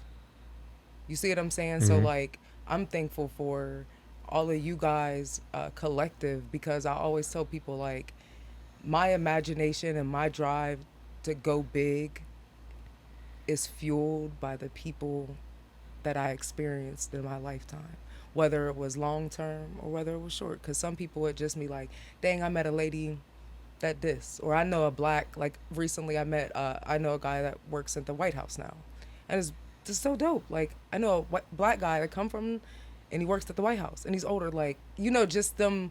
And I don't talk to him, he's not my friend, but just collectively all these experiences, I don't know, help drive. I took the responsibility. I put my story out here, so once I knew I was following that, it's not about me, it's about us. And although I talk about myself a lot, it's from the capacity that it's okay, I get it, we go through it, and you'll be okay. We can do it if we all lean on each other, and we all, you know what I'm saying, like, utilize the resources that we got and really believe in ourselves. That I just want to be one of the people. And you are, and I am, super facts. Yeah, and it's what we're doing, and it's two different parts of the state. Yeah. 2, 3, 4 completely different things, but at the end, it's all a part of the ecosystem. It's all a part of it. It's all a part of it. Yeah. Like, I don't know. I feel like we get a bad rap in Steubenville because there's some stuff deemed worthy of a little bad rap. Because it's a small town, it's just the dynamics of it is different. But I feel like there's good people here. You know what I'm saying? Like, there is, and there's good people that here that they haven't realized they ain't even got to the part of their lives that they could really even shine yet. You know what I'm saying? Like, so much good people here in Steubenville, but because it's a small town, because there ain't nothing to do and all these things that they put on Steubenville, like, realistically, like, I know some really freaking great people here. I know some not so great people too. And then I know a lot of people who are just, they're not good or bad. They don't even know who they are yet. They haven't got out of Steubenville. Anywhere you're at, life is what you make it. It really is. Like, nobody can control, like, how you view life. And like, at the end of the day, that's your cross to bear. But that's the rep on Steubenville is, like, ain't nothing to do. Oh yeah, y'all miserable, boring, yeah. Miserable. And granted, there is a lot of that. However, it's a certain demographic of people that is like that. If you go, I'm not going to say no names or no places, but if you consistently go to these type of environments, then of course the people are miserable. Of course the people are backstabbers. Of course that's why it's to go find your tribe, not just the people that are in your comfort space. That's where that comes into hand. Yeah, because the good people doing good people. There's people here that you're not going to see out on the weekends. No. And no shade, you can go out. Ain't nothing wrong with it. But there's a lot of undercover good people here. So like, just don't do Steubenville. It's home for me. You know, I don't care where I'm at. I'm from Steubenville. Now, granted, sometimes I might have to say, you know, right outside of Pittsburgh, because people sometimes don't know. Don't know where it's at. And then sometimes I don't feel like, I still have social anxiety, so I don't feel like explaining, you know, down by this on the part of Ohio, that Ohio, Pennsylvania, West Virginia, I don't want to always say that, but like, I'm Steubenville down to the ground, South End, ain't nothing about it. You know what I'm saying? And I'll forever represent home because, like, it's home, bro. You know what I'm saying? Like, I go through all this stuff in Columbus, and I love Columbus. Like, I've met some pretty cool people there, but ain't nothing like coming home. I come home to the festival. Man, I'm looking at the kids. I know, I could look at the kid and tell who they mama or their cousin. I could probably tell your lineage. You know what I'm saying? Like, I know all the older people, the younger people.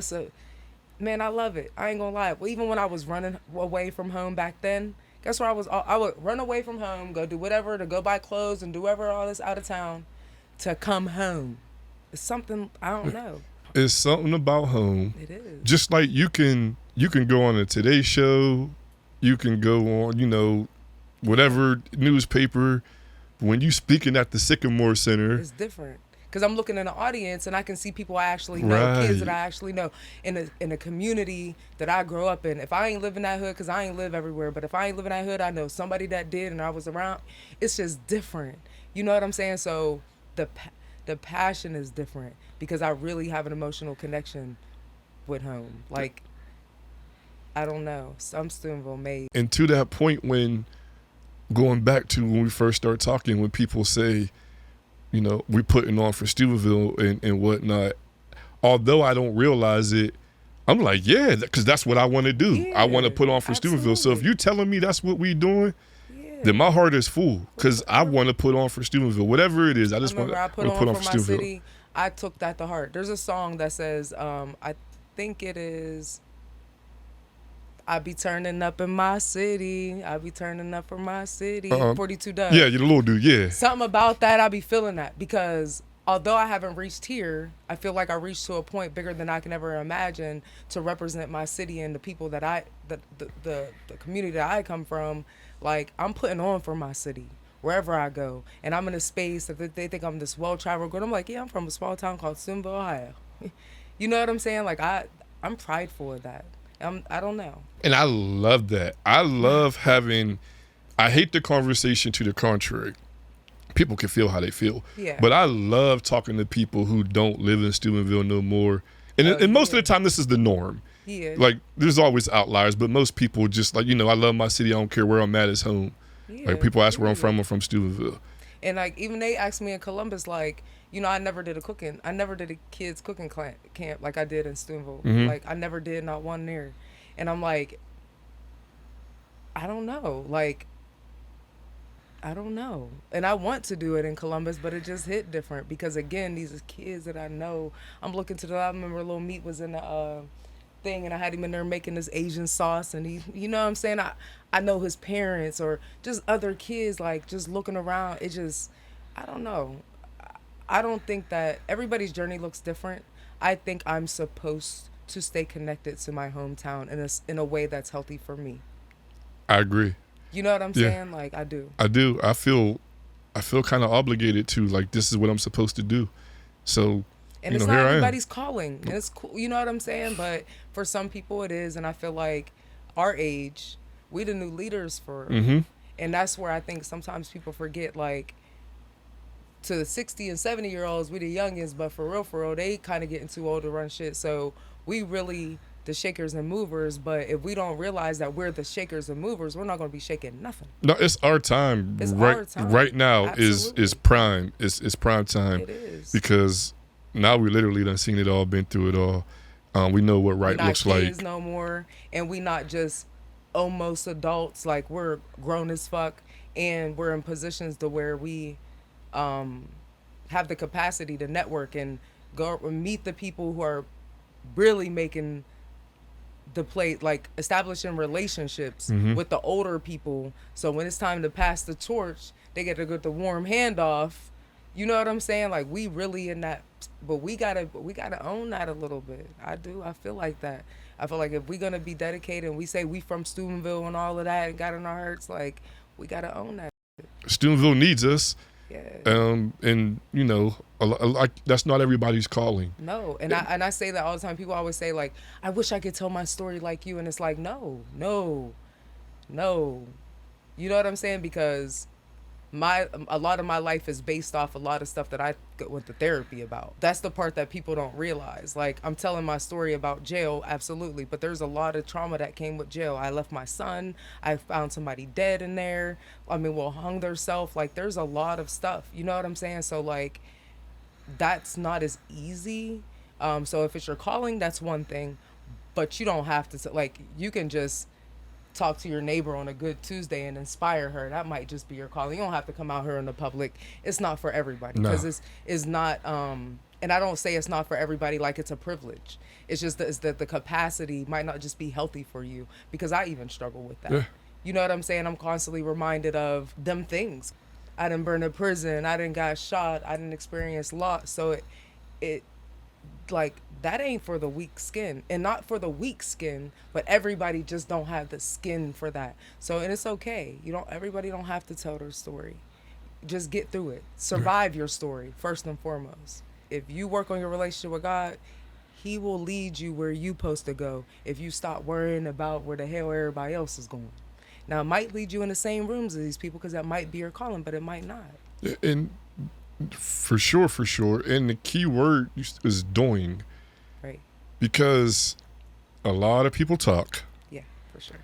and then some people do.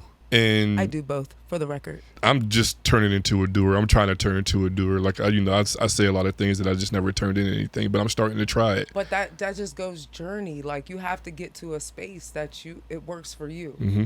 You know what I'm saying? You're peaceful at home. Shit's cool at home. Now it's time in your life to start doing this. The next person might need the outlet to get them the peace to be able to get the next. It just looks so different. Everybody's journey is different. Yeah. Same goal. Well, not everybody has the same goal, but Yeah, for same the goal. most Just part. different journeys. I want good for me, my family. I want good for all of us. Everybody kind of has that same. Same. And it's like just about finding your space in all of this. You know what I'm saying? And I think that we oftentimes look at space like I gotta do this and I gotta do this and I should be doing this because I went through this, so I should be doing this, and I should probably be helping little kids too on the weekend. And I got 5 kids of mine. It's all this stuff.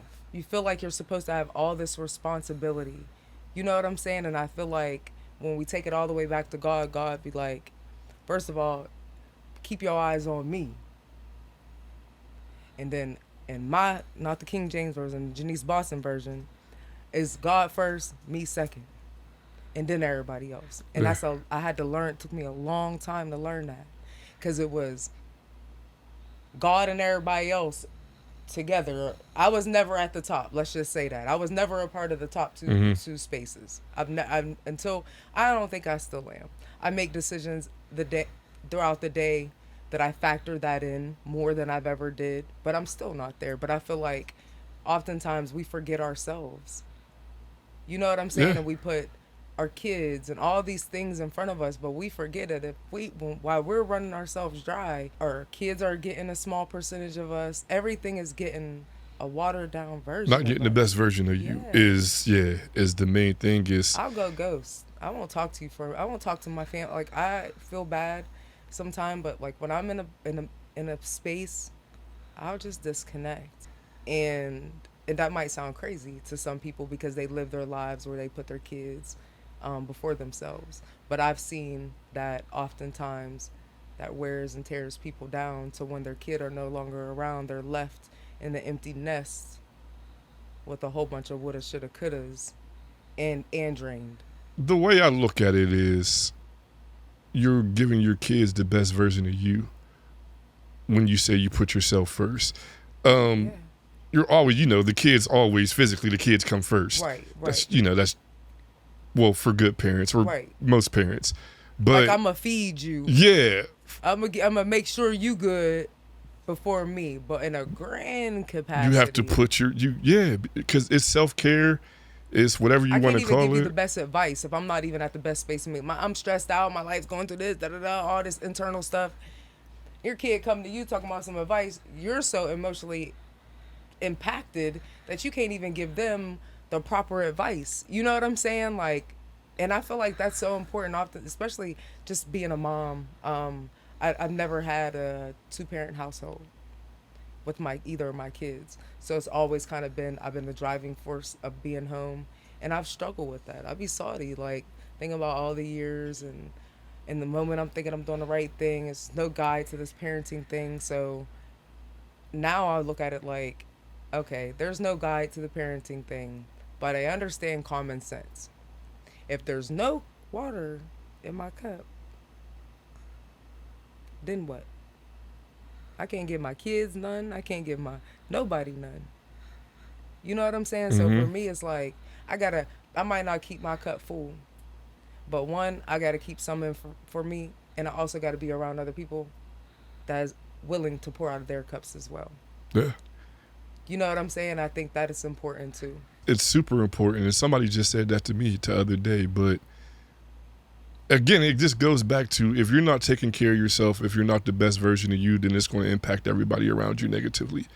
And that sounds so easy for me to sit here and say that to you. Oh, you got to put yourself first. You got to be, I know. yeah. I'm not saying that we're all doing it, but just keeping that eye on that prize. Like, you should always be in a space that you can understand that your plant needs to be watered too. And you got to make it a priority to do it, because saying it sounds good, but it ain't easy to do, because most of the time it's not in your nature, So then it's like, no, I'm going to pour into me, and I'm going to realize who are the poor's backers, or however, you know what I mean? And I'm going to selectively, because this is my life and I have control of the people that I have around me, select the people that are naturally poor backers, because this is my one life, and you're not going to suck me dry. Pause. That was. I'm just saying though. Yeah, but that was like you got the pause. That was like an extra pause, like, but semicolon. Yeah. Yeah. I just feel like, I don't know, people always just forget that this is a real life that we live. This ain't the internet. This ain't no damn TV show. You know what I'm saying? This ain't we're not comparing ourselves. Stop comparing yourself to people. Like, this is our real life and our one opportunity that God has given us. You know what I'm saying? Like, you got control. If you alive, safe, alive, and free, you got control of your narrative. Again, life is so much better when you just live for yourself and the people that matter. And it's easy. It's so hard though, especially if you have created the habits or been raised by people, like the people before you, to be like, you know what I'm saying? Yeah. It's like, it's so hard to change that, but you'll learn when you need your cup. You looking around like the homeless, like, anybody got something for me? Now you're relying on, again, somebody else to pour in your cup, and it's like, no, we got to start creating better habits. We got to make sure we're good. I wish my mom at your age or before just would have come to that realization. And I say that because I feel like my mom deserves so much more than, but she's okay. Yeah. She's okay. She's okay. Yeah. And she doesn't feel like that. But to your point, my mom's a doer. So she's always doing stuff for people. Shout out to Shetty. Shout out to my mom. Shout out to Miss Shetty. Let me be respectful, but that's like, it's different. We come from, you know what I mean? And my mom said she would come on here too. She told I think she told Ashley that or Mark. You should have Miss Shetty on here. You should have Miss Shetty and Janae's mom. So period. That would be good. If I sat across from my mom and had heartfelt conversations, I would cry the whole time. Yeah. Swear to God. It's just I couldn't do it. I couldn't do it, and I wouldn't. The only way I would be to sit, and I would give her every bouquet of flowers. I think you should do your sister though. I could talk to my sister. I think it'd be different. But she wouldn't. I know. Yeah, she ain't doing that. Yeah, I mean, we talk, but she's not going. No, not this.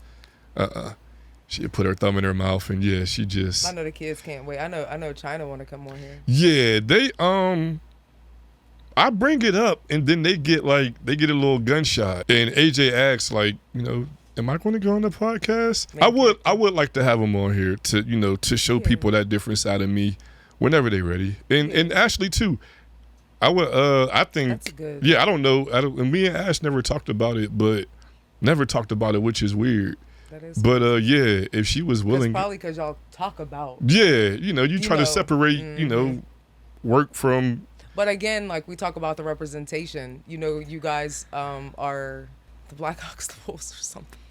You know what I'm saying? Vinny West just inboxed me and told me that we was the Black Huxtables. That's crazy. He just, yes, he did. So I feel like that. And it's like, when we think about like textbook dynamic, great stepmom and stepdaughter relationship, seamless situation, kids, like, the whole Brady Bunch miniature, it's the whole moving up, Jeffersons, and it's like all of them. You know what I'm saying? Like you guys just, and like Ashley at the school, she's like a mom. She knows all the mom stuff at school. I don't know. It's just a good, we need representation. So when we talk about Black families and Black love, we have somebody to say. You could say, oh, nobody in here. No, I don't know what you're talking about. I know a few people in Steubenville. Let me start off. CJ and Ashley, Oftentimes people use you guys as a reference for our, like. Which is crazy. Our age. 5 years ago, I wouldn't have cared. And not. I mean, it was just my, I'm just married. I'm married, my kids, that's what we do.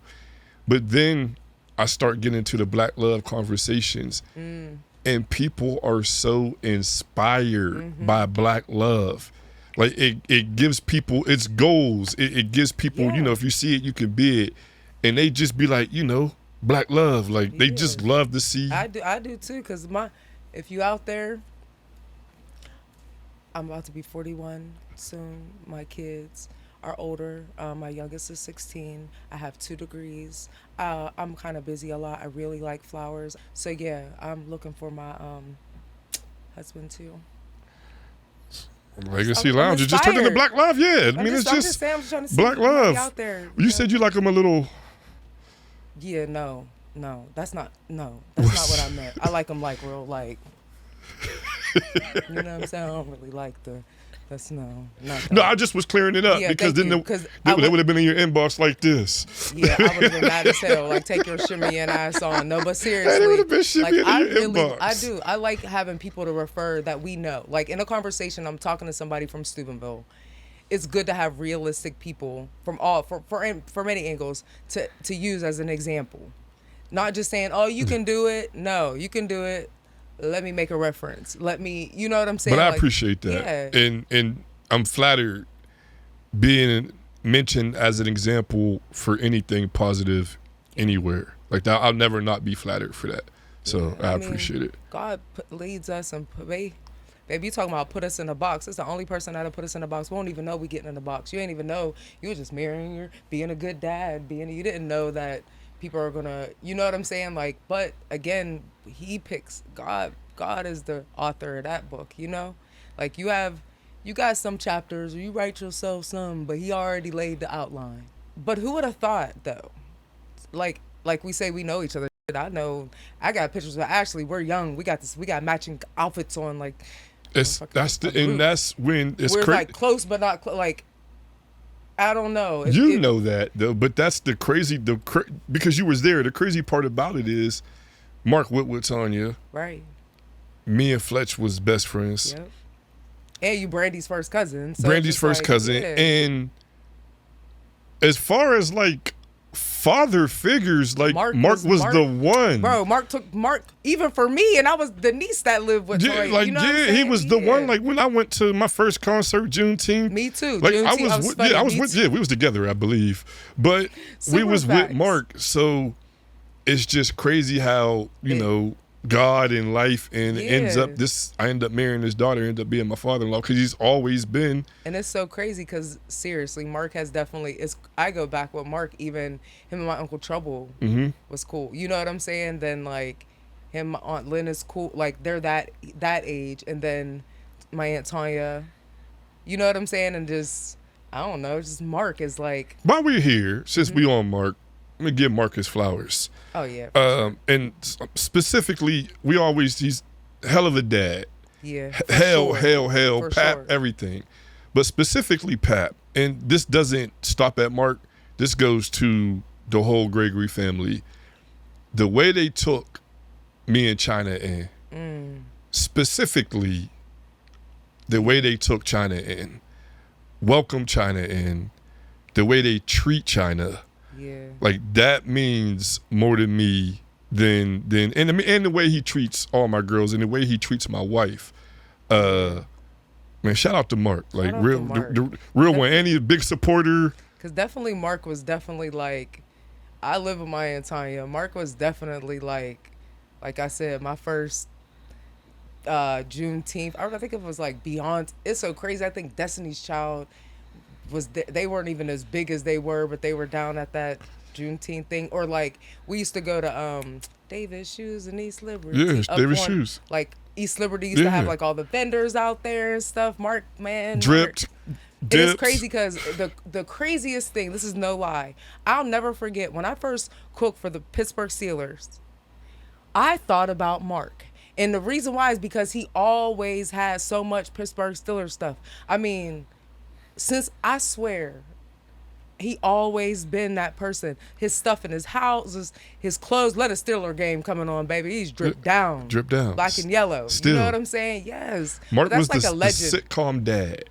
Facts. Like he's like, Super yeah, facts. but legend for sure. And you know, he's impacted both of our lives, so we can speak For to it sure. differently. But sitcom dad. And He was again, the on black his strong own dad. journey, still impacting other people. You know what I'm saying? Yeah. Like, I don't know. It's a few people in Steubenville that was kind of older. Shout out to Mr. Gillison. Huge shout out to Mr. Gillison. Huge shout out to Mr. Huge. Gillison. Like, there's certain people in Steubenville that were black men. Being a woman, I lost my dad at a younger age. Yeah, I had uncles and stuff, but just the outside, like, good, like, some of them talks, mean ass Mr. Haynes. They used to be the bus driver, black dude. He was mean as hell. Straight face. I just talked to his wife not too long ago. I love her. He was so mean, but I remember it used to snow, and I used to be having to sit outside in the snow. Mr. Jeter used to come and give me a ride to school instead of me having to get on the bus. Like, I could just remember them. That's that village. You know what I'm saying? And when like, it's all said and done, I want my legacy to be people 20 years from now, like, whatever, Mr. CJ, Yeah. you know what I mean? Yeah. Mr. Mitchell, whatever. Like, he used to do this, he used to do this, or he did this, That's and I like- looked up to him. But that's what it's about, being them, like, representation. Yeah. Like, Steubenville is a small town, but we have some great people from here, and we have some great people who represent the city. But I think that we have an even more larger group of people that have yet to see their potential, and I pray every day that they do. Same. You know what I'm saying? Because when they say make America great again, make Steubenville great again. But that starts with us. Yeah. You know what I'm saying? Like, and I pray that little by little, we can impact, not just me and you, but we as a, I guess the older, younger crowd. I don't know what we would call ourselves. Like, we're not the grandma and grandpas, but we're like the aunties and uncles, No, like the OG. that's exactly, we auntie and unc. Yeah. Yeah, I'm like your player ass auntie. You feel me? But I feel like, you know what I'm saying? Emphasis on the player. But no. But I feel like oftentimes, like, we need them people. Like, we need Mr. So-and-so, Mrs. So-and-so. If we don't be them, then our kids ain't going to have that. We have to beat them right now. Like, Right now, that's, like, and we yeah. are. Again, we're in the moment. I don't think we realize it, but Like Shaq, like, them kids going to remember Shaq. Yeah. Montgomery, I like, think- them kids, like, shout out to the motherfucking Broncos. Is it still called the Broncos?